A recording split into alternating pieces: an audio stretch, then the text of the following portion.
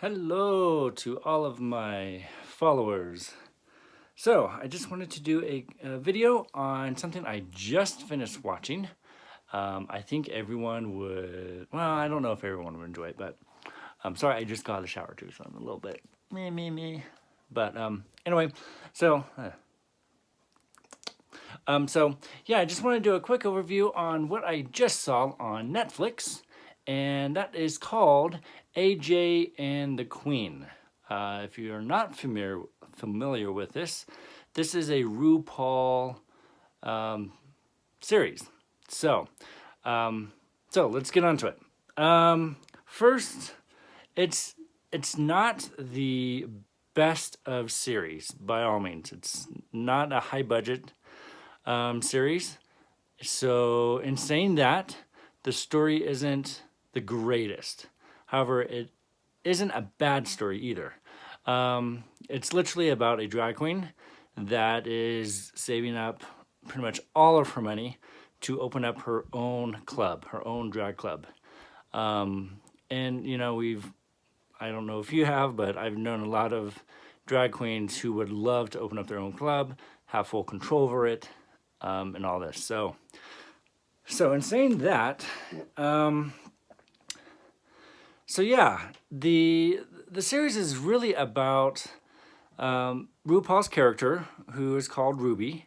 Like I said, she's trying to open up her own club, and she gets swindled by her quote-unquote true love, which, you know, he's not a bad-looking guy. And I know everybody's had that one person that they've dated that they've fallen in love with and, you know, have made plans within the first 5 months of years to come. So it's kind of interesting. But yeah, it's, you know, just her journey on, you know, because has all this money stolen from her credit card's maxed, everything like that.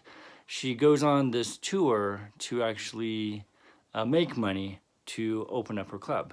And I say tour as far as, you know, she goes everywhere from, you know, Pittsburgh to Columbus, to Little Rock, Arkansas, Jacksonville, Florida, Louisiana, Texas, just doing all these typical bar performances to actually make money so she can open up her club.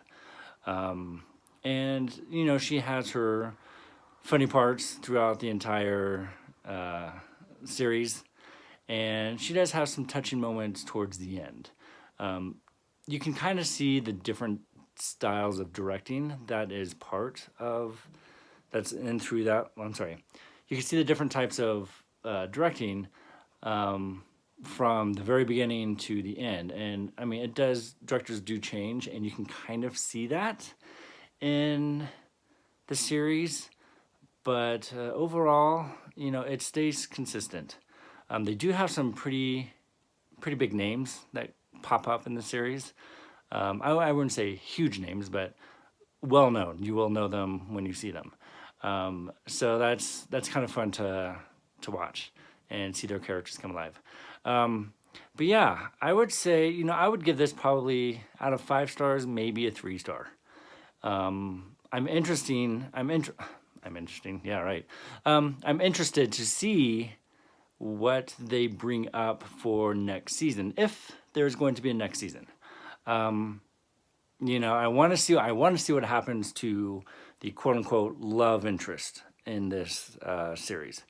So I hope they kind of bring up a second season, because I want to see what happens to him. There's a couple things that I like.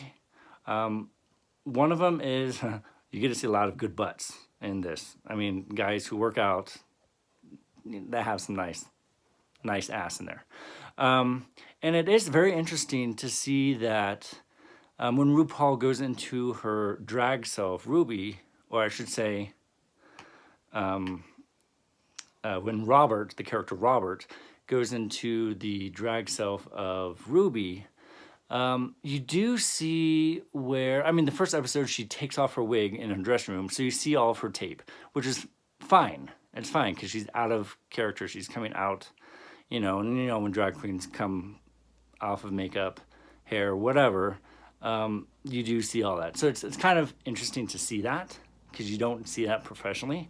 But at the same time, throughout the series, you do see the tape where it's, pulling back her eyes, or a tape that's pulling back her jawline to kind of give her that little facelift, which is kind of annoying, especially when I know RuPaul is such a huge name. You would think that they would cover that up in this series, unless she's coming out of makeup. So it's a good thing, but it's also a bad thing because I don't like seeing the effects where what they do, when they're in full drag. So that was kind of irritating, kind of annoying, but we'll see. Hopefully they get that fixed and they get that taken care of for next season. But yeah, overall, it's a like I say, I give it 3 stars. Take it at that. It is a good, just lay back watch, kind of in the background, because you really don't have to follow the storyline to get from one place to another. But it's good. So check it out. It's called AJ and the Queen with RuPaul. Let me know what you guys think about it. If you have seen it, let me know from the comments below, and don't forget to subscribe below as well, and hit the little bell to get my notifications that I'm on. And yeah, just let me know. And if you have any good series that you like to know, that you like me to watch, put those down there as well, because I would love to hear all that and hear what you guys think and your thoughts. So with saying that, I am off. I will see another series here soon, and I'll probably do the same thing. I think I'm going to start Dracula. I saw the first episode and it was like an hour and a half, so I don't know how much or how long those other episodes are going to be, but I think I'll probably do another review on that. Sorry, that's annoying me right here. I think I need to go trim that. But yeah, let me know what you think and give me your ideas of what I should watch, especially when I'm not doing anything, when it's cold outside. So anyway, hope all is doing well, and we will talk to you later. Bye.